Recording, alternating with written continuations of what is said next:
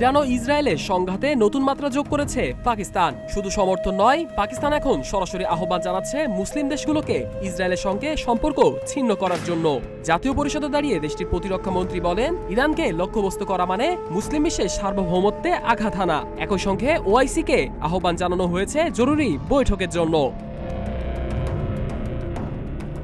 Israeli হামলায় পাকিস্তানের আবাসিক ভবন ও পারমাণবিক স্থাপনায় প্রাণ হারিয়েছেন অন্তত ১০০ জন। পাল্টা জবাবে ইরান একাধিক ব্যালিস্টিক ক্ষেপণাস্ত্র ছুড়েছে ইসরায়েলের সামরিক ও গোয়েন্দা স্থাপনাগুলোর উপর।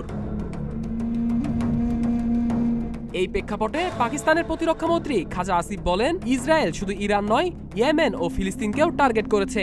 এখনই যদি মুসলিম দেশগুলো ঐক্যবদ্ধ না হয় তাহলে পরিণত হবে ভয়াবহ।